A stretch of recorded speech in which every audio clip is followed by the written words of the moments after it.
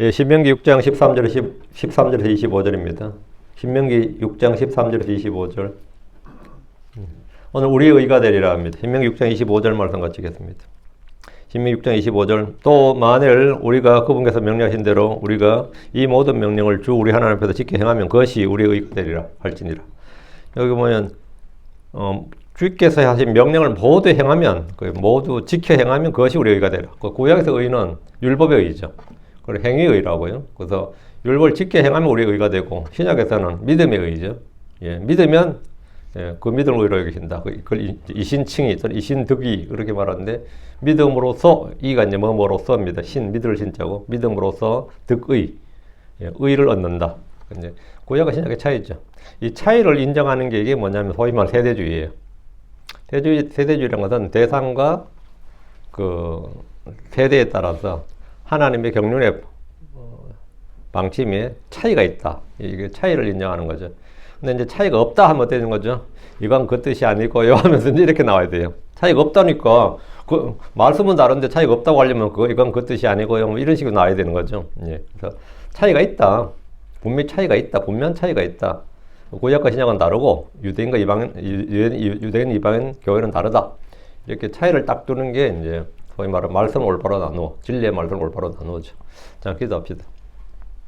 이따 영으로 주하는 감사합니다. 하나님께서 이 아침에 또 주의 말씀을 풍성하게, 넉넉하게 저희 가운데 허락하여 주시기를 간구드립니다. 전능계 주 하나님께서 늘 이 지와 계시의 영으로 저희에게 말씀을 들려주시고 또 깨닫게 해주시고 믿음과 잘 결합해서 저희 마음에 이것이 간직될 수 있도록 그래서 흘러나가지 않도록 해주시길 간구합니다. 이 시간도 주의 말씀을 선포합니다. 선포된 모든 말씀들이 은혜 안에서 좀 받아들여지게 하여 주시고 저희가 믿음과 잘 결합되도록 그래야 저희가 삶에서 많은 의의 열매들 맺도록 해주시길 간구합니다.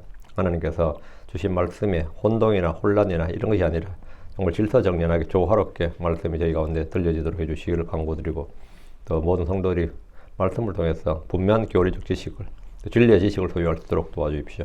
감사드립니다. 주의 성기도합니다. 아멘. 예, 오늘 공부할 말씀은 우리의 의가 되리라 합니다. 구약 성도들에게 주어진 의는 율법의 의입니다. 주의 모든 명령을 지켜 행하면 그것이 우리의 의가 된다는 말씀입니다. 25절에 또 우리가 주 우리 하나님 앞에서 그분께서 우리에게 명령하신 이 모든 명령을 지켜 행하면 그것이 우리의 의가 되리라. 그것이 우리의 의가 되리라 할지니라. 이것은 모세를 통해 선포된 하나님의 말씀입니다. 너무나 분명한 말씀에서 논쟁의 여지가 없습니다. 지켜 행하면 그게 의가 되는구나. 이게 의구나. 구약 성경의 반복해서 율법을 지킬 때 얻는 의에 대해서 말씀합니다. 이는 신약과 너무나 큰 차이입니다. 덕분에 이제 신약 성도들의 문제와 발생하는 거죠. 신약에서는 그게 아닌데 이래 되죠.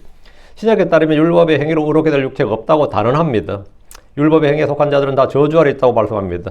갈라디아 3장 10절 11절에 이런 율법의 행위들에 속한 자들은 다 저주 아래 있기 때문이라. 이는 기록된 바 율법책에 기록된 모든 걸 행하게 하여 계속해서 그것들 가운데 거하지 아니한 모든 자는 저주를 받느니라. 그러나 하나님의 눈앞에는 아무도 율법으로 그렇게 인정받지 못할 것이 분명하니 이는 의인은 믿음으로 살리라 하였기 때문이라. 이게 이 말씀하고 이 말씀하고는 완전히 정반대가 아니냐, 완전히 부딪히는 말씀이 아니냐 이거죠. 이 말씀은 모세의 선포와 정반대처럼 보입니다. 그러나 이것은 모순이나 오류가 아닙니다. 성경 진리의 말씀을 올바로 나누어 공부하러 갑니다. 구약과 신약, 이스라엘과 크리스찬은 전혀 다릅니다. 만약 사도 바울이 구약 시대 유대인들에게 로마서나 갈라디아서의 말씀을 선포했다면 그건 돌에 맞아 죽는 거예요. 다른 방법이 없어요. 그건 진짜 죽어 마땅한 겁니다. 그럼 돌에 맞아, 유대인들 돌에 맞아 죽는 거죠. 반대로 모세가 만약에 갈라디아 교회 와서 아니면 고린도 교회 와서 이렇게 선포했다면 율법을 지켜 행하면 의가 되리라 그러면 그건 뭐가 되는 거죠? 사도 바울한테 천사라도 저주를 면하지 못하려면 이런 말 듣는 거죠. 이 모세와 바울은 같이 설 수가 없는 겁니다. 둘 다 하나님의 명을 받은 하나님의 말씀을 선포하는 사람인데 왜? 구약과 신약, 이스라엘과 크리스찬은 전혀 다릅니다. 전혀 달라요. 신명기 6장 25절에 그분께서 우리에게 명령하신 이 모든 명령을 지켜 행하면 그것이 우리의 의가 되리라. 이렇게 하면 지금 신약에서 이렇게 선포하면 완전히 이단되는 겁니다. 완전히 이단으로 정죄받는 거죠. 사도 바울이 만약 너희 중에 누구든지 율법으로 의롭게 인정받은 자는 그 속에서 너에게 아무런 효력이 없게 되었나니 너희는 은혜로부터 떨어져 있느니라 이렇게 합니다. 그럼 이거 뭐 정반대 아니냐 이거예요. 율법에 대한 가르침, 율법에 대한 가르침, 의에 대한 가르침이 구약과 신약에 이렇게 차이가 나는 것은 대상과 세대의 차이 때문입니다. 의는 믿음으로 살리라가 신약의 핵심 교리고 가르침입니다. 반대로 구약은 율법을 지키고 행하면 살리랍니다. 구약은 율법으로 살리라고, 신약은 믿음으로 살리랍니다. 구약은 율법을 지키고 행하면 살리라. 신약은 의인은 믿음으로 살리라. 레위기 18장 5절에 그러므로 너희는 내 규례들과 내 판단들을 지킬지니 사람이 그것들을 행하면 그것들 안에서 살리라. 나는 주니라. 주님의 말씀입니다. 이거. 사람이 내 규례들과 내 판단들을 지킬지니 그것들을 행하면 살리라. 이거. 에스겔 20장 11절에서 그리고 나는 그들에게 내 법규들을 주었고 내 판단들을 보여주었으니 이것은 만일 사람이 행하면 그가 그것들 가운데서 정령 살리라. 주님의 명령과 법을 주신 것은 그것들을 행하고 그것들을 가운데 살라는 겁니다. 그것들을 행하는 것이 의고 그것들을 행하면 살게 됩니다. 신명기 24장 13절에도 그리고 그것이 주 너희 하나님께서 내게 의가 되리라. 이것을 율법을 지키고 행함으로 주어지는 의로 믿음의 의가 아닙니다. 구약에서 의는 율법 준수에 달려 있습니다. 신약의 의는 믿음에 달려 있습니다. 두 구절도 봅니다. 로마 10장 5절에 이는 모세가 율법에서 난 의를 묘사하되 그것들을 행하는 그 사람은 그것들로 말미암아 살리라. 사도 바울도 율법을 이야기할 때 그 이야기를 했어요. 모세가 율법에서 난 의를 묘사할 때는 모세가 말한 건 이거다. 그것들을 행하는 그 사람들은 그것들로 말미암아 살리라. 이걸 부정할 수 없는 거죠. 그럼 구약 말씀이 도저히 부정해요. 이것은 구약에서 성도들의 의라는 겁니다. 신약과 확연한 차이가 있습니다. 갈라디아 3장 12절에 또 율법은 믿음에 나지 아니하느니라 다만 그것들을 행하는 사람은 그것들 안에서 살리라. 근데 이제 신약 성도들이 자꾸 이제 구약 성도들 걱정을 많이 하죠. 구약에서는 어떻게 구원받았어요? 구약에서는 어째서 이런 식으로 많이 이야기하는데 그건 신경 쓸 일이 아니죠. 구약에서는 이제 그것들을 행하는 사람들이 살고 그것들을 행하는 사람은 그것들로 말미암아 살고 신약에서는 이제 또 믿는 사람은 믿음으로 사는 겁니다. 율법 믿음에 나지 않는다고요. 다만 그것들을 행하는 사람은 그것들 안에 살리라. 율법을 행하는 사람들은 율법 안에 산다고. 사도 바울은 복음에 계시된 하나님의 의, 믿음의 의와 대조되는 구약의 의는 율법의 행위들임을 분명하게 밝혀두고 있습니다. 그래도 구약은 신약을 비추어주고 있으며 누구도 완전한 율법 준수는 불가능하다는 사실을 말하고 있습니다. 선을 행하고 죄를 짓지 않는 의인은 없으며 의로운 자가 하나도 없다는 점을 분명히 말합니다. 시편 143편 2절에 또 주의 종과 함께 심판으로 들어가지 마소서. 이는 살아있는 사람 중 아무도 주의 눈앞에서 의롭게 인정받지 못할 것이기 때문입니다. 그래서 시편에서도 구약에서도 말이죠. 율법 준수를 통해서 완전한 의를 인정받지 못한다 이거죠. 율법 준수를 통해서 의롭게 될 수 있지만 완전한 하나님의 의는 복음에 계시되어 있는 예수 그리스도입니다. 율법으로 의롭게 될 수 없는 모든 일에서 우리는 믿음으로 의롭게 될 수 있습니다. 간혹 성도들 중에 그럼 구약과 신약은 구원 방법이 다른 것이냐 이렇게 묻는 분들이 있습니다. 어떤 사람이 죽게 나와 이걸 물었어요. 실제로 그들도 궁금했던 거죠. 마태복음 19장 16절 17절에 그리고 보라 어떤 사람이 와서 그분께 말씀드렸더라. 선한 선생님이여 제가 무슨 선한 일들을 해야 영원한 생명을 얻으리까. 이렇게. 무슨 선한 일을 해야 영원한 생명을 얻느냐. 어떻게 구원받느냐 이 말이죠. 이 질문에 주님의 답변은 간단했습니다. 마태복음 19장 17절 이에 그분께서 그에게 말씀하였더라. 왜 너는 나를 선하다 부르느냐. 한 분 즉 하나님 외에는 선한 이가 없느니라. 그러나 만일 내가 생명에 들어가려거든 이어서 생명 영원한 생명입니다. 만일 생명에 들어가려거든 명령들을 지키라. 이건 구약과 똑같잖아요. 모세의 말과 똑같잖아요. 영원한 생명을 얻으려면 명령들을 지키라고 하셨습니다. 이것이 율법입니다. 이것이 구약의 구원 방법입니다. 율법사는 평소 알고 배웠던 그대로 답을 들었습니다. 그 유대인 다 아멘이지. 말 들으면 아멘. 예수님이 정확히 가르치시는구나. 아멘이죠.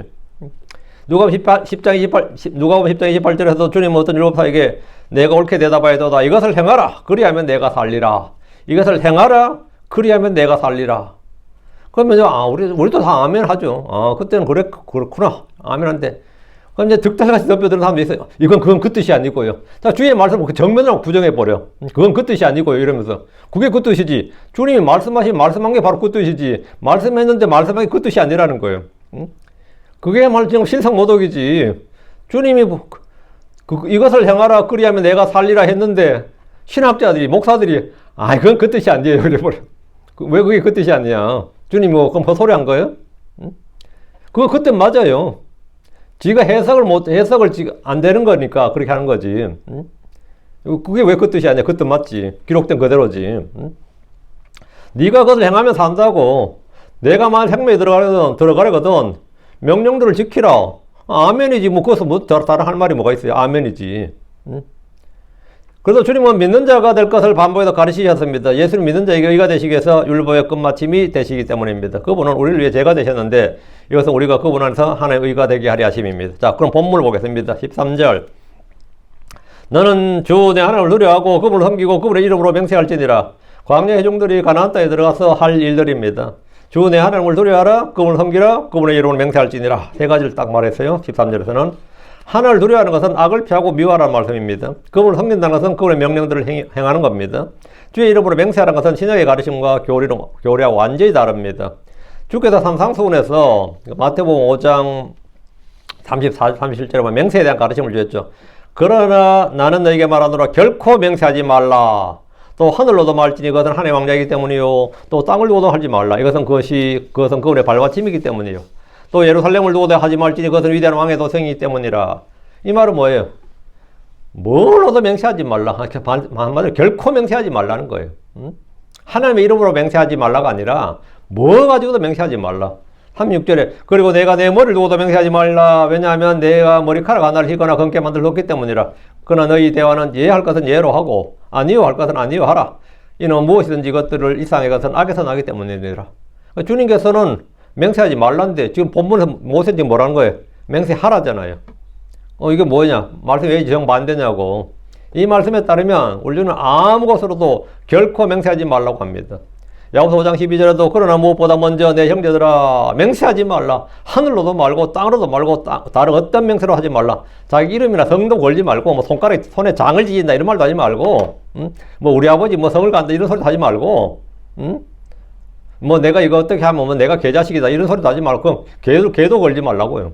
개도 걸지 말고 성도 걸지 말고 이름도 걸지 말고 부모도 걸지 말고 어떤 맹세로도 하지 말라. 어떤 맹세로도. 그러나 너희의 예는 예라고 너희 아니오는 아니오라 하라. 이것은 너희가 정죄에 빠지지 아니하게 하렴이니라. 구약과 신약의 이런 차이는 하나님의 경륜에 따른 겁니다. 구약에서는 주의 이름으로 맹세하라. 맹세하되 거짓 맹세하지 말라. 그러나 신약에서는 아예 아무 것으로도 맹세하지 말랍니다. 진리의 말씀을 올바로 나누지 않으면 성경 모순 덩어리가 되고 맙니다. 14절입니다. 너희는 다른 신들 곧 너희를 둘러싸고 있는 백성들의 신들을 따라가지 말지니라.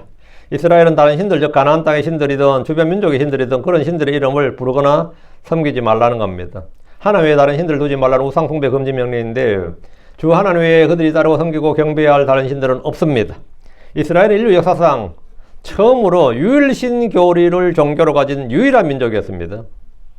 그때까지 이 지구상에 유일신 종교를 가진 나라가 민족이나 국가가 없었습니다. 전혀. 전 세계는 다 범신론이고 다신론이었어요. 지상에 딱 유일하게 이 가나안 땅에 한 민족이 탄생했는데 유일신 사상을, 유일신 철학, 유일신 종교를 가진, 믿음을 가진 그런 국가가 민족이 하나 탄생한 겁니다. 그들은 지상의 모든 민족들의 신들이 우상이고 헛된 존재일 뿐이고 주 하나님만, 우리가 믿는, 우리가 섬기는 주 하나님만이 유일한 하나님이고 살아계신 참 하나님 힘을 증언하도록 택함받았습니다. 다른 신들을 따르면 그들은 증언의 능력을 잃어버립니다. 백성들의 신들을 따르지 말라는 것은 가나안 땅에 사는 족속들이 숭배하던 뭐 바알, 풍요의 신이죠. 아세라, 뭐 다산의 신이라든가 몰렉, 인신제사의 신, 이런 신과 같은 우상들을 염두에 둔 겁니다. 이 신들은 이스라엘의 거룩하신 하나님과 달리 주로 농경과 전쟁 그리고 현세적인 욕망을 충족시키기 위한 수단으로 여겨졌습니다. 이스라엘이 다른 신들을 따르지 말아야 하는 것은 단지 종교적 행위를 금하는 것을 넘어 하나님의 거룩한 백성으로서 세상으로부터 구별되고 그분의 도덕법을 따르는 민족 정체성을 지키라는 겁니다. 이스라엘은 인류 역사상 유일신 교리를 종교로 가진 유일한 민족이었고 국가입니다. 지금은 유일신 교리를 가진 종교가 광범위하게 퍼져 있지만 구약에서 유일신 교리를 가진 종교는 유대교 하나뿐이었고 유대인들 외에는 아무도 없었습니다. 15절입니다. 이는 너희 가운데 계신 주 내 하나님은 질투하는 하나님이기 때문이라. 여기 질투하는 하나님은 언더라인. 주 내 하나님의 분노가 너를 향해 타올라 너를 땅에 찌면서 끊어 멸하지 않게 하려함이니라. 다른 신들 따라가지 말라고 하는 이유가 이거단 말이죠. 내가 분노하지 않도록 나를 한마디로 나에게 내 질투, 격노를 일으키지 말라는 거죠. 나를 자극하지 말라 이거예요. 격동하지 말라. 다른 신들을 섬기거나 따르지 말아야 하는 이유는 주 하나님께서 이스라엘 가운데 계시고 그분은 질투하시는 하나님이기 때문입니다. 하나님이 어떤 분인지 좀 알아야 된다고. 하나님은 질투하시는 하나님이다 이거예요. 오늘 인본주의 신학자, 종교인들이 가장 거부감을 가지는 말씀 중 하나가 하나님은 질투하시는 하나님, jealous. 이 하나님께서 질투하시는 하나님이란 거예요. 하나님도 질투하시나? 하나님한테 쪼잔하게 하나님 질투를 하시나 뭐 이런 생각을 하는 거죠. 시기와 질투는 사람들의 악한 감정들 중에 하나인 줄로 생각하기 때문에 신이 질투한다는 것은 수긍하기 어렵다는 식입니다. 그래서 하나님의 질투는 질투가 아니라 이 질투는 이제 Jeal, OUS, jealous가 아니고 XYGL 대 Geal, jealous라는 거예요. 그럼 뭐 열정적인, 한마디로 열정과 열심이라 그 단어 J를 G로 바꿔버린 거죠. J를 G로 바꾼 거죠. 그래서 하나님의 그 불같은 열정, 열심이라는 식으로 해석을 합니다. 그 단어를 바꿔버리면 어떡해요? 단어를 바꿔버리면. 저는 그런 뜻으로 해석 안 합니다. 그건 뒤해석이고, 그건 헛소리고요. 하나님은 지식과 지혜 하나님이실 뿐 아니라 사랑과 기쁨과 슬픔과 분노와 시기와 질투와 같은 감정을 가지시는 분입니다. 너희 속에 계신 영이 시기하기까지 이런 말 나오지 야고보서에. 그 주님은 감정을 가지신 분이라는 걸 알아야 됩니다. 하나님은 감정을 가지신 분이다. 하나님은 감정이 없는 분이 아닙니다. 감정이 없는 타인의 감정에 동조하지 못하고 전혀 못 느낀 사람은 뭐라 합니까? 사페라 그러나? 사이코패스라 그러죠. 주님은 사페가 아니에요. 깊이 동정도 하시고 불쌍히 여기시고 감정에 깊이 감정에 하시는 분이에요. 질투와 감정을 가지신 분이라고. 하나님의 분노가 불붙으면 끌 자가 없습니다. 하나님의 사랑도 뜨겁지만 분노의 불, 그 경노의 불도 못지않다 이거죠. 하나님을 질투하게 하면 그런 징계와 심판, 멸망까지도 각오해야 됩니다. 단단히 각오해야 돼요. 지금 15절에 이는 너희 가운데 계신 주 내 하나님은 질투하는 하나님이시기 때문이라. 하나님은 질투하신다. 이 사실만 기억해도 우상 숭배는 언감생심 꿈도 꾸지 못할 겁니다. 꿈도 꾸지 못해요. 저희 처음에 성경 배울 때 저희 목자가 이걸 가르쳐 줬는데, 하나님의 질투심이 대단하다 그러더라고요. 처음에 내가 그랬어요. 듣는데, 이게 뭐 이런 소리가 나 있나. 근데 그분한테 그걸 뭐 느꼈던 게 있었어. 지금 그분 지금 멕시코 있어요. 멕시코 선교사야, 지금. 하나님의 질투심은 사람과 비교할 바가 아니라는 거예요. 그 양반 말로는, 그분 말은. 전 처음에 들을 때 그렇게 생소하게 들리더라고. 사람과 비교할 바가 아니라는 거예요. 이건 맞는 말이에요. 사람과 비교할 바가 아닙니다. 뒤끝 장렬이에요. 이거 꼭 기억해야 됩니다. 질투는 사랑에 동반되는 것으로 하나님이 사랑이시기 때문에 질투하시는 것은 당연한 일입니다. 질투란 내가 마땅히 받아야 할 인정과 칭찬과 영광과 감사와 찬양과 경배와 권리를 빼앗길 때 느끼는 반응입니다. 이건 나의 권리야. 내가 받아야 할 것이, 이거 단지 내가 받아야 할, 법적으로도 뭐든 간에 내가 받아야 할 것을 내가 아닌 다른 무엇에게 갈 때 느끼는 감정이 질투입니다. 근데 내 마누라가 나를 사랑해야 되는데 다른 놈을 막 챙기고 사랑한다고 하면 내가 뭘 느끼는 거죠? 내가 받아야 할 관심과 사랑과 어떤 뭐 이런 거를 다른 놈이 받고 있어. 그게 그때 생기는 반응이 뭐냐면 내 아들이 내 말을 듣고 나를 섬겨야 되는데 친구 아빠를 열심히 섬겨. 그럼 열받아 안 받아요? 열받지. 내가 키우는 개가 나한테 꼬리 안 흔들고 옆집 주인한테만 계속 꼬리를 흔들어. 그리고 그렇게 아양을 떨어. 그럼 진짜 옛날에 된장 바릅니다, 그거. 나한테 이 자식이 이거 인사를 하고 말이야 아양을 떨고 해야 되는데 나한테는 팽 도망을 치고 밥은 여기서 먹는데 남의 집주인 앞에서 막 아양을 떨고 뒤로 들어눕고 막 가진 적을 다 해. 그건 진짜 분노를 자아내는 거지. 분노를. 그게 뭐냐, 그 마음이 질투예요. 질투는 당연한 겁니다. 내가 받아야 할 사랑을 내가 아닌 다른 사람이 받을 때 난 질투할 수 있을 뿐만 아니라 당연히 질투해야 됩니다. 질투하지 않는다는 것은 사랑의 관계가 아니기 때문입니다. 그놈이 뭘 하든 말든 난 신경 안 써. 지금 저기 가서 뭐 합니다. 내가 신경 꺼라고 뭘 하든 그놈하고 나하고 상관없다. 이럴 땐 상관없는 거죠. 질투를 안 한다는 말은 사랑의 관계가 아니란 뜻이에요. 하나님께서 받으셔야 할 감사나 찬양과 경배, 감사, 존경, 경외심 이런 것이 하나님이 아닌 다른 무엇에 갈 때, 다른 누구에 갈 때 하나님 질투로 분노하신 것은 그 하나님과 사랑의 관계, 하나님의 그 어떤 릴레이션십이 있다는 거지. 그거. 이스라엘과 하나님은 바로 그런 언약의 관계이기 때문에 질투라는 거다 말이지. 16절입니다. 너희가 마사에서 그분을 시험한 것 같이 너희는 주 너희 하나님을 시험하지 말지니라. 다음에 지금 계속해서 한 가지 명령이 나오죠. 하나님을 시험하지 말라. 하나님을 시험한다는 히브리어가 나사인데요. 하나님께서 그분의 능력이나 신실하심을 증명하도록 하나님께 능력 보여봐. 하나님의 능력, 하나님의 사랑을 나한테 좀 보여주세요. 하나님 신실하심을 좀 보여주세요. 이렇게 자꾸 요구하는 행위인데 너희가 마사에서 그분을 시험한 것 같이 이 말씀은 출애굽 후에 그 출애굽 첫 해죠. 2월에 호렙산 근처 르비딤에서 마실 물이 없자 백성들이 모세를 원망하고 하나님을 시험한 사건입니다. 마사란 지명이, 마사란 이 단어가 이 주님을 시험하다, 이 시험이라는 뜻입니다. 시험에서 나온 단어입니다. 그래서 이 마사 사건에서 이스라엘 백성들은 이미 하나님께서 홍해를 가르시고 만날 주신 기적들 경험했음에도 불구하고 눈앞에 갈증이란 당장의 어려움 앞에서 주께서 우리 가운데 계신가 안 계신가? 주님께서 우리 가운데 과연 계시긴 하는가? 이렇게 물었던 거죠. 그게 이제 주님 우리 가운데 계시다는 그것을 좀 증명해 달라는 거죠. 이런 식으로 이제 시험을 했습니다. 그분의 존재와 임재 자체를 의심을 하고 시험한 겁니다. 이러한 시험은 하나님께서 과거에 베푸신 사랑과 능력을 믿지 못하고 현재 자신의 조건과 불평을 정당화하려는 불신앙의 죄였습니다. 참 사람들 간에도 실험 많이 해죠. 당신이 나를 사랑하면 뭘 해봐. 이런 식으로. 그게 시험이에요. 당신이 뭘 하면 그거 보여줘. 이런 식으로. 주 예수님께서 사탄에게 시험을 받으실 때 또 기록되어시되 너는 주 내 하나님을 시험하지 말라 하셨습니다. 그래서 역시 하나님의 선하신가 주권을 의심하며 자신의 욕구를 채우기 위해서 무리한 기적이나 징표를 요구함으로써 주님을 시험하는 어리석음을 피해야 됩니다. 광야에서 이스라엘은 10번이나 주 하나님을 시험했습니다. 주님의 권능과 보호하심과 동행과 공급 등에 대한 끊임없이 그분을 시험하며 불평했습니다. 시험하는 것은 자신의 의심과 불신, 연약함을 인정하고 회개하는 대신에 정당화하려는 죄악입니다. 주 하나님을 시험하지 마십시오. 주를 시험하다 멸망당한 일이 있습니다. 고린도전 10장 9절에 그들 중 어떤 자들이 시험한 것처럼 우리 또한 그리스도를 시험하지 말자. 이에 그들은 뱀들에게 멸망을 다하였느니라. 시험하다가 멸망했다 이거죠. 이것은 우리를 위해 기록된 본보이고 경고입니다. 17절입니다. 너희는 주 너희 하나님의 명령들과 그분의 증언들과 그분의 법궤들을 부지런히 지킬지니 그것들은 그분께서 내게 명령하신 것이니라. 그 주님의 명령, 증언, 법궤들을 부지런히 지키라. 부지런히 지키라. 그것들은 그분께서 내게 명령하신 것이니라. 사람이 맞는 게 아니다고요. 구약의 예언자들의 말씀 선포의 결론은 모두 이겁니다. 기승전결이 뭐죠? 그분의 명령 지키라예요. 그분의 법을 지키라가 결국 모든 예언자들의 모든 말의 끝은 다 이거죠. 결과는 다 결론이 이거죠. 결론이 정해져 있어요. 그러니까 처음부터 끝까지 주의 명령들, 증언들, 법규들을 부지런히 지키라는 겁니다. 어느 성경을 펴도 결론은 율법 준수입니다. 너희가 살려면 율법을 준수해라. 너희가 구원받으려면 율법을 준수해라. 너희가 뭐 하려면 뭐 율법 준수해라. 끝은 다 이거죠, 한마디로. 주의 법을 지켜야 하는 것은 그분께서 명령하신 것이기 때문입니다. 그것들은 그분께서 너희에게 명령하신 것이니라.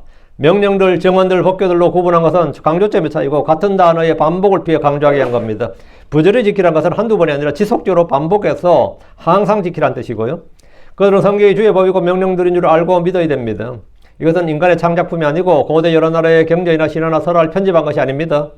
많은 신학자들이 모세가 이집트에서 배운 학문을 바탕으로 고대 근동 여러 민족의 신화나 종교를 차용해서 편집한 것처럼 주장하지만 이스라엘은 직접 시내산에서 주의 음성을 들었고 40년 동안 불기둥과 구름기둥을 보았고 그들은 매일 만나를 먹었습니다. 이건 이 율법은 편집 보낼 수가 없는 겁니다. 편집 보낼 수가 없어요.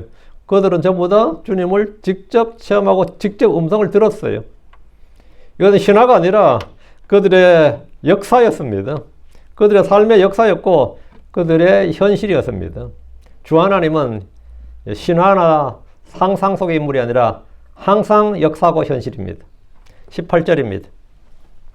그리고 너는 주의 눈앞에서 바르고 선한 것을 행할지니 그리하면 내가 잘되고 주께서 내 조상들의 맹세하신 그 좋은 땅으로 내가 들어가서 그것을 소유하게 되리니. 예.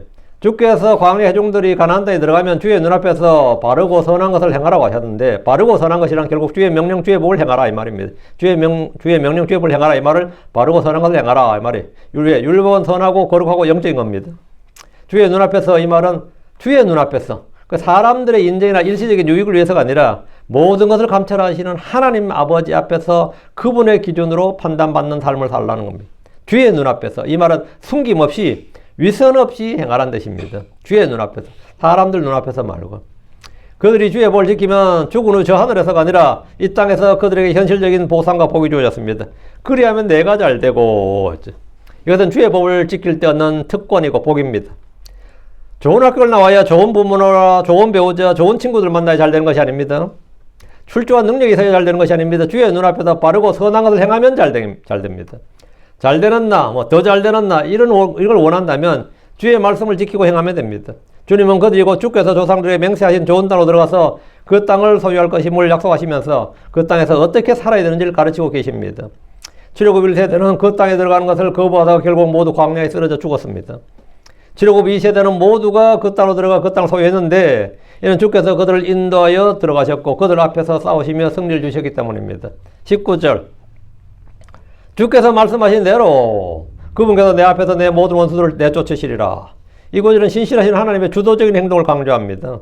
하나님께서 이스라엘에 앞서 순종할 때 그들의 눈앞에서 직접 싸우시겠다는 약속입니다. 이것은 이미 출애굽기 23장 27절 30절에서 약속된 내용으로 이스라엘의 승리는 그들의 군사력이나 전략이 아닌 하나님의 신실하심과 언약서의 순종에 달려있음을 보여줍니다. 우리가 영적인 싸움에서 승리할 수 있는 근거도 우리의 의지나 힘이 아니라 우리를 위해 승리하시고 이미 원수를 내쫓으신 그리스도 예수님께 순종하고 그분 앞에서 행할 때 얻는 겁니다. 가나안 땅에 사는 크고 강한 족속을 누가 내쫓습니까? 그들의 군대가 아니라 주 하나님입니다. 내가 내쫓는다고요. 주께서 말씀하신 대로 그분께서 이스라엘 앞에서 모든 원수들을 내쫓으실 것이다. 내가 내쫓겠다 이렇게 약속하셨어요. 여호수아를 비롯해서 이스라엘이 싸워 승리한 모든 전쟁은 예외 없이 주께서 싸워서 승리하신 겁니다. 우리도 마찬가지입니다. 우리는 그리스도의 좋은 군사들로 부름받았습니다. 우리는 빛의 갑옷 하나님의 전신갑주를 입고 영적 전쟁을 치러야 되는 전사들입니다. 우린 다 군인들이에요. 마귀를 대적하고 죄와 싸우고 세상과 세상의 정력들 그리고 육신을 쳐서 복종시켜야 됩니다. 이 싸움 역시 주님이 함께 하시며 승리를 주십니다. 고린도전서 15장 51절에 그런 하나님께 감사하노라 그분께서 우리 주 예수를 통하여 우리에게 승리를 주시는도다. 그분께서 우리에게 승리를 주신다고요. 응? 그래 그 알코올 중독자들이 알코올 끊고시 보면 약물 의존하는 것보다 주님의 승리를 바라는 게 나아요. 마약을 끊는 것도 마찬가지입니다. 범죄 도벽을 끊는 것도 마찬가지고 자기에게 있는 거 유전적으로 내려오던 거든 후천적 습관으로 된 것이든 그 죄성을 이기는 죄를 이기는 유일한 방법은 뭐냐? 예. 주 예수를 통하여 그분께서 주 예수 그리스도를 통하여 우리에게 승리를 주시는도다. 승리를 주시는다. 출애굽 1세대는 주님의 약속에도 불구하고 패배의 두려움에 떨다가 결국 모두 광야에서 쓰러져 사체가 되었습니다. 믿는 자는 이긴 자고 정복자들보다 더 나은 자들입니다. 20절입니다. 그리고 이후에 내 아들이 내게 물으며 말하기를 주 우리 하나님께서 당신들에게 명령하신 이 증언들과 법규들과 판단들은 무엇을 뜻하시니까 할 때 이제 자식들을 어떻게 할 것이냐. 자식교육이죠. 주께서 가정에서 행할 신앙교육의 핵심을 제시하셨습니다. 자녀의 질문은 단순한 호기심이 아니라 하나님의 구원 역사가 그들의 삶과 규례에 어떤 의미를 갖는지에 대한 근원적인 질문입니다. 이러한 질문은 유월절 절기에 행하는 하가다, 즉 이야기를 전하는 전통의 기초가 되었습니다. 부모 세대는 자녀들에게 율법의 근거가 되는 바로 구원의 사건, 구원을 가르쳐야 됩니다. 율법은 강제된 규칙이 아니라 구원받은 백성이 감사와 기억 속에 마땅히 살아야 할 자유의 길이라는 것을 전수하는 것이 중요합니다. 가나안 땅에 정착해서 살며 자식들이 태어나고 세월이 흘러 그들이 주 우리 하나님께서 당신들의 명령하신 이 증언들과 법규들과 판단들은 무엇을 뜻하시나이까 물으면 답을 줘야 됩니다. 그들은 자식들에게 남겨줄 이야기가 있습니다. 그들은 신화나 전설을 가진 민족이 아니라 하나님이 친행하신 역사를 가진 민족입니다. 그 증거가 바로 그들이 살고 있는 땅이고 그들이 소유한 율법의 말씀들입니다. 그 속에 주님이 그들을 위해 행하신 역사가 기록되어 있습니다. 그들은 주와 그의 말씀들을 자녀들에게 부지런히 가르쳐야 됩니다. 21절 그때 너는 내 아들에게 말할지니라 우리가 이집트에서 파라오의 종들이었으나 주께서 강한 손으로 우리를 이집트에서 데리고 나오셨느니라 이렇게 가르치라고요. 그 과거의 부끄러운 역사는 숨기고 아니고 그걸 숨길 거 아니고 우리 파라오의 종들이었다. 우리 이집트에서 몇백 년간 종살이했다. 포로였다. 노예였다. 우리 그때 그냥 인간이야 취급받았다. 이렇게 정확하게 가르치고 주께서 강한 손으로 우리를 이집트에서 데리고 나오셨느니라 이렇게 하라고요. 오늘 자식들이 물으면 그들은 하나님의 구원, 구출을 분명히 말해줘야 됩니다. 그때 너는 내 아들에게 말할지니라. 유대 자녀교육은 주 하나님과 주의 복을 말해주는 겁니다. 우리는 가정교육, 자녀교육이라고 하면 삼강오류나 예절이니 사회생활을 가르치고 공부가 얼마나 중요한지를 가르치고 이런 거 가르치죠. 유대 어른들은 자식들에게 주 하나님 행하신 일을 가르치는 겁니다. 그게 자녀교육입니다. 주 하나님을 가르치는 거예요. 우리가 자식교육 한다는 건 뭐냐? 주 예수 그리스도를 가르치는 겁니다. 주 예수 그리스도를 가르치는 거예요. 주 예수 그리스도에 대해서 말해주는 겁니다. 그분이 누구고 우리를 위해서 어떤 일을 행하셨는지 무엇을 행하셨는지를 말해주는 겁니다. 신명기 6장 7절에 또 너는 그것들을 내 자녀들에게 부지런히 가르치며 내가 내 집에 앉았을 때든지 내가 길을 걸을 때든지 내가 누울 때든지 내가 일어날 때든지 너는 그것들을 말할지니라 이렇게. 그들은 과거 이집트에서 파라오의 종들이었다는 것과 주께서 강한 손으로 이집트에서 데리고 나오셨다. 하나님 우리를 구출하셨다는 사실을 말해주라고 하셨습니다. 우리가 이집트에서 파라오의 종들이었다는 비참한 과거를 말해주는 것. 이스라엘이 스스로 구원할 수 없는 존재였음을 인정하게 하는 것이 중요합니다. 이어서 주께서 강한 손으로 우리를 이집트에서 데리고 나오셨느니라. 구원의 주체를, 누가 구원자인지를 분명히 말해줘야 됩니다.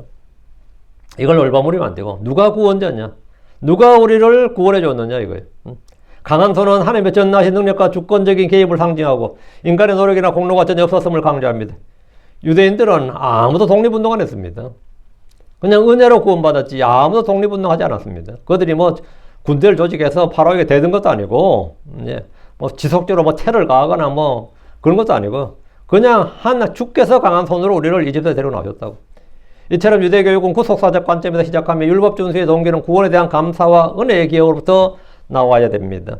오늘 우리의 자녀들에게도 세상에서의 성공보다 죄의 종이었던 우리를 구원하신 주 예수로의 강한 손을 전한 것이 가장 우선되는 교육입니다. 근데 이걸 잘 못 가르치죠, 한국 분들은. 내가 옛날에 인간이 아니었다. 내가 옛날에 완전 죄 가운데 살았다, 솔직히. 솔직히 아니라 정확한 사실. 근데 내가 주를 만나서 이렇게 됐다. 이렇게 이야기되는데, 나 어릴 때부터 그냥 믿었어. 이런 식으로. 자신의 그런 건 절대 이야기 안 하고, 나 어릴 때부터 그냥 예수 믿었어. 이러면서, 그러다 보니 구원 자체가 불분명한 거죠. 니도 그냥 교회 잘 다녀. 이런 식이 되는 거예요. 그게 정확한, 그게 가정교육이 안 되는 겁니다, 지금. 난 지금 은혜로 살고 있다. 이렇게. 하나님의 은혜로 살고 있다. 너희들도 하나님의 은혜로 살아야 된다.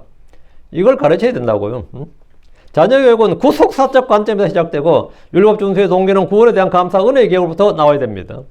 오늘 우리의 자녀들에게도 세상에서의 성공보다 죄의 종에서 우리를 구원하신 예수로의 강한 손을 전한 것이 가장 우선되는 교육입니다.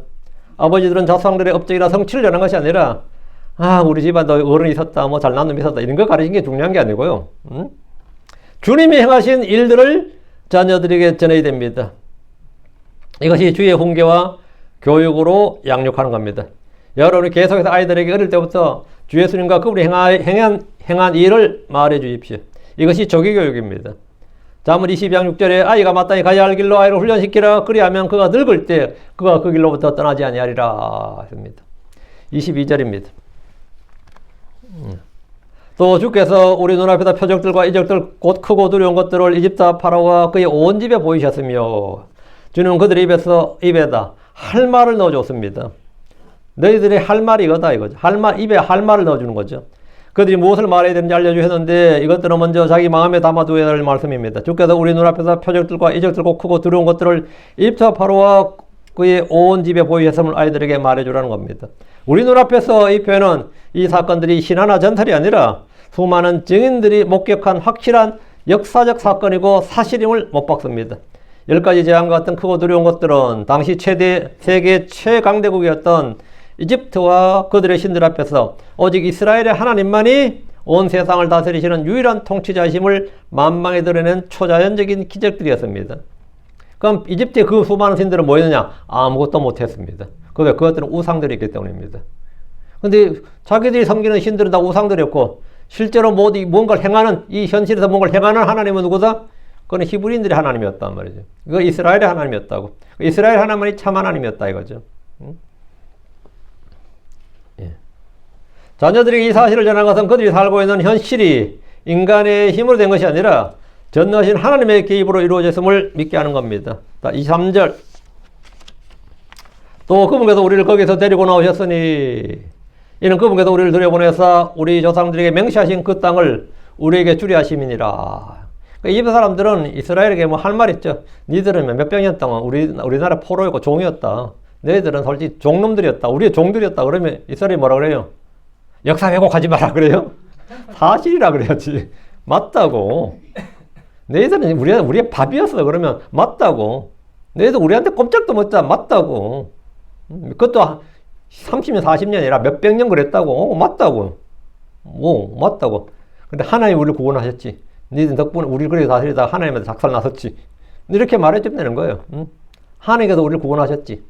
그리고 이 땅에 하나님이 우리를 여기 들여보내셨지. 주 하나님께서 이스라엘을 이집트에서 데리고 나오신 것과 그분께서 가나안 땅으로 들여보내 전에 아브라함과 이삭과 야곱에게 맹세하신 그 땅을 주신 것을 말하라는 겁니다. 그들이 당연한 것으로 여기고 당연한 것으로 누리고 있는 것들이 사실은 주님이 주신 큰 은혜였음을 알게 하라는 겁니다. 많이들이 주님이 주신 것들을 너무나 자연스러운 권리처럼 자기가 당연히 누려야 할 것처럼 그렇게 여기고 삽니다. 태어나 보니 가나안 땅에 살게 된 사람들은 그들이 그 땅에서 살 수 있는 것이 당연한 것으로 주어진 것이 아니라 하나님의 크고 강한 손, 구출로 된 것임을 알아야 됩니다. 24절입니다.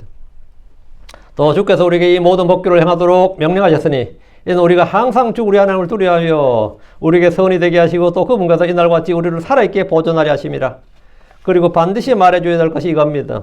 또 주께서 우리에게 이 모든 법규를 행하도록 명령하셨으니 아이들은 어릴 때부터 율법 준수가 그들의 의무고 하나님의 명령 것을 듣고 알아야 됩니다. 율법은 그것을 지키고 행하라고 주신 겁니다. 율법 준수를 명하신 것은 그들이 항상 주 하나님을 두려워하고 그것이 그들에게 선이 되게 하시고 주께서 이날과 같이 그들을 살아있게 보존하려 하심입니다. 우리에게 선이 되게 하시고 이 표현했죠. For our good 하는 표현인데요. 율법이 결코 무거운 짐이 아니라 인간의 번영과 행복을 위한 하나님의 설계임을 강조한 겁니다. 즉 율법은 우리를 파멸시키는 죄의 길에서 보호하고 참된 생명과 축복이 있는 길로 인도하는 보호장치의 역할을 합니다. 율법 준수는 그것을 지키는 자들에게 언제나 유익이고 복을 줍니다. 그들에게 좋은 것이지 악한 것이 아니다 이 말입니다. 유대인들은 이 땅에 그 땅에서 망하지 않고 계속해서 잘 살려면 주의 법을 지키고 행하면 됩니다. 주의 법을 지키는 이런 개인의 날들을 길게 할 뿐 아니라 민족의 번영과 지속성을 보장합니다. 지금 24절에 또 그분께서 이날과 같이 우리를 살아있게 보존하려 하심이니라. 계속해서 지금처럼 잘 살게 해준다는 거죠.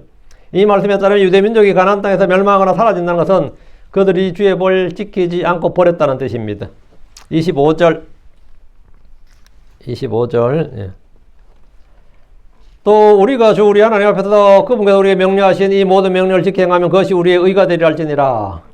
이 모든 명령을 지켜 행하면 그것이 우리의 의가 되리라 할지니라.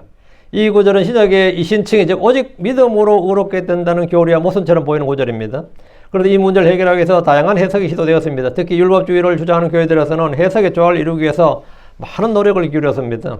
반대로 오직 은혜, 오직 믿음을 주장하는 사람들은 이런 구절은 배척의 대상이 되었습니다. 우리는 오직 복음을 주장하는, 오직 믿음을 주장하는 그런 우리는 진짜 이 정통 교회입니다. 복음주의 교회입니다 하는 분들은 이런 구절이 나오면 이걸 배척을 하는 거예요. 어쩌면 성도들이 모르길 원해. 이 모든 명령을 지켜 행하면 그것이 우리의 의가 되리라. 이런 구절은 사실은 조화가 잘 안 됩니다. 신약의 교리와. 율법은 분명히 주께서 명령하신 이 모든 명령을 지켜 행하면 그것이 그 사람의 의가 될 것이라 합니다. 아멘이지. 이것이 율법의 의고 자기의입니다.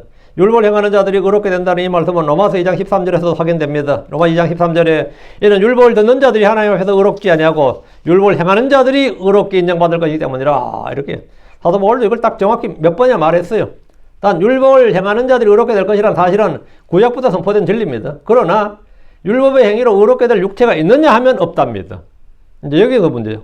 있느냐 없다고. 로마 3장 20절에 그로 율법의 행위로는 그 어떤 육체도 율법의 행위로는 어떤 육체도 그로 눈앞에서 의롭게 인정받을 수 없느니라. 이는 율법으로는 죄를 알기 때문이니라. 하나님은 율법 밖에 있는 하나님의 의, 즉 율법과 예언자들이 증언된 또 다른 의를 드러내셨습니다. 율법의 행위 없이도 의롭게 될 수 있는 길이 열린 겁니다. 그것이 바로 하나님의 의, 믿음으로 주어지는 의입니다. 로마 3장 22절에 곧 하나님의 의는 예수 그리스도의 믿음으로 말미암아 모든 자에게 즉 믿는 모든 자에게 임하나니 이는 차별이 없기 때문이니라. 율법의 의와 달리 하나님의 의는 모든 자 위에 임합니다. 율법의 의는 율법을 받았던 유대인들에게만 임했던 겁니다. 율법의 의와 달리 하나님의 의는 믿는 모든 자 위에 임합니다. 믿는 모든 자, 복을 믿는 모든 자 위에 임한다고. 로마 3장 28절에 그럼 우리가 결론을 내려오니 결론은 뭐냐? 사람은 율법의 행위들 없이 믿음으로 의롭게 인정받느니라. 구약에서는 우리에게 전달된 은혜의 복음이 선포되지 않았습니다. 구약에서는 구약 성도는 은혜의 복음이 선포되질 않았어요. 아예. 구약과 신약은 세대가 다르고 대상이 다릅니다. 내용이 달라요. 그들은 율법을 지키고 행함으로써 살고 우리는 복음을 믿음으로 삽니다. 이 둘은 같은 것이 아닙니다.